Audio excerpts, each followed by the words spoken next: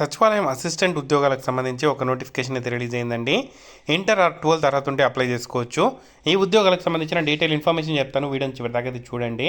చాలామంది వీడియో చూస్తున్నారు కానీ చాలా తక్కువ మంది వీడియోని లైక్ చేస్తున్నారు. కొంచెం వీడియోని లైక్ చేసి సపోర్ట్ చేయండి.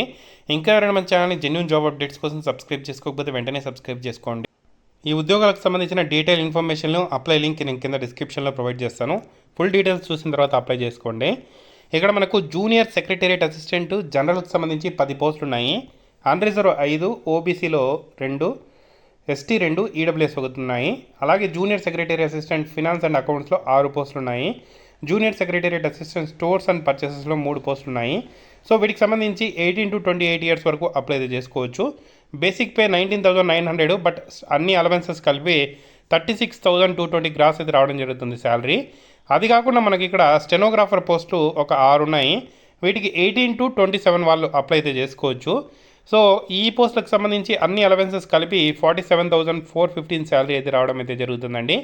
సో ఈ పోస్ట్ అన్నీ కూడా మనకు సిఎస్ఐఆర్కి సంబంధించిన సంస్థలో అయితే రిలీజ్ కావడం అయితే జరిగింది.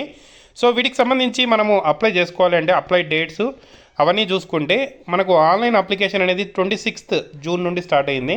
సో వీటికి సంబంధించి 26th మే నుండి స్టార్ట్ అయింది. 24th జూన్ వరకు అప్లై అయితే చేసుకోవచ్చు.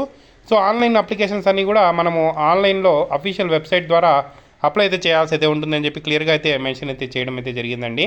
సో ఈ నోటిఫికేషన్ సిఎస్ఐఆర్కి సంబంధించిన నేషనల్ ఇన్స్టిట్యూట్ ఆఫ్ ఓషనోగ్రఫీ గోవాలో ఉండే సంస్థ నుండి అయితే రావడం అయితే జరిగిందండి. సో ఇక్కడ మనకు సిఎస్ఐఆర్కి సంబంధించిన సంస్థలు ఆంధ్రప్రదేశ్ మరియు తెలంగాణలో ఉన్నాయి. ఈ జాబ్ వచ్చిన తర్వాత కూడా మనము ట్రాన్స్ఫర్స్ అయితే పెట్టుకునే అవకాశం అయితే ఉంటుంది. సో వీటికి సంబంధించిన ఎగ్జామ్ షెడ్యూల్ చూసుకుంటే ఫస్ట్ వీక్ ఆఫ్ జూలైలో ఉంటుంది అని చెప్పి క్లియర్గా మెన్షన్ చేశారు. సో ఈ పోస్టులకు సంబంధించి అర్హత చూసుకుంటే జూనియర్ సెక్రటేరియట్ అసిస్టెంట్ ఉద్యోగాలకి 12th or ITI are inter అర్హత ఉంటే చాలండి. జూనియర్ స్టెనోగ్రాఫర్ ఉద్యోగాలకు కూడా సేమ్ క్వాలిఫికేషను, ఇంటర్మీడియట్ కానీ ఐటీఐ కానీ R+2 ఏదైనా చదివినా కూడా అప్లై చేసుకోవచ్చు. జూనియర్ సెక్రటేరియట్ అసిస్టెంట్ ఉద్యోగాలకు కంప్యూటర్ నాలెడ్జ్ అయితే ఉండాలి. అదే మనకు స్టెనోగ్రాఫర్ ఉద్యోగాలకైతే టైపింగ్ షార్ట్ హ్యాండ్ టైపింగ్ అయితే వచ్చి ఉండాలి. షార్ట్ హ్యాండ్ టైపింగ్ వస్తేనే మీరు అప్లై చేసుకోవడానికి ఎలిజిబుల్ అయితే అవ్వడం జరుగుతుంది. Unreserved OBC EWS 500 rupees fee అయితే పే చేయాలి. SC ST women candidates, physically handicap, ex service men ఎటువంటి ఫీజు లేకుండా ఫ్రీగానే అప్లై అయితే చేసుకోవచ్చు.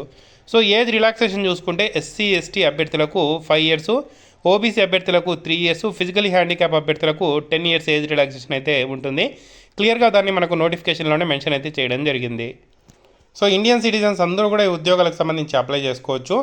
OMR based computer based test అయితే కండక్ట్ చేస్తామన్నారు. మల్టిపుల్ చాయిస్ క్వశ్చన్స్ అయితే ఉండడం జరుగుతుందండి. 2 hours 30 minutes ఎగ్జామ్ అయితే ఉంటుంది. 200 మార్క్స్కి అయితే ఉంటుంది. ఇందులో mental ability test, general awareness, English అయితే ఉండడం జరుగుతుందండి. మనకు మెంటల్ అబిలిటీ టెస్ట్కి ఎటువంటి నెగిటివ్ మార్క్స్ లేవు, కానీ జనరల్ అవేర్నెస్, ఇంగ్లీష్ లాంగ్వేజ్కి మాత్రం నెగిటివ్ మార్క్స్ అయితే ఉండడం జరుగుతుంది. సో ఇదైన తర్వాత కంప్యూటర్ ప్రొఫిషియన్సీ టెస్ట్ అనేది 35 words per minute అయితే టైప్ చేయాల్సి అయితే ఉంటుందండి. సో ఇదైన తర్వాత మనకు మెరిట్ లిస్ట్ రిలీజ్ చేసి డాక్యుమెంట్స్ అనేది వెరిఫై చేసి ఈ జాబ్ అయితే ఇవ్వడం జరుగుతుందండి. చాలా మంచి జాబ్ ఆపర్చునిటీ అండి. పూర్తి వివరాలు చూసి క్వాలిఫికేషన్ ఉండే క్యాండిడేట్స్ ఆన్లైన్ ద్వారా 26th మే నుండి అయితే అప్లై అయితే చేసుకోండి. ఆల్రెడీ అప్లై డేట్ అనేది స్టార్ట్ అయింది. అఫీషియల్ వెబ్సైట్లో క్లిక్ హియర్ టు అప్లై అనే ఆప్షన్ కూడా కనిపిస్తుంది. సో దాని మీద క్లిక్ చేసి ఫీజు ఉండే వాళ్ళు ఫీజు పేమెంట్ చేసి, ఫీజు లేని వాళ్ళు ఫీజు లేకుండా అప్లై అయితే చేసుకోండి. మీకు ఏదైనా డౌట్స్ ఉంటే కామెంట్ చేయండి. తప్పకుండా వీడియోని అయితే లైక్ చేసి షేర్ చేయండి. చాలా మంచి జాబ్ ఆపర్చునిటీ అండి.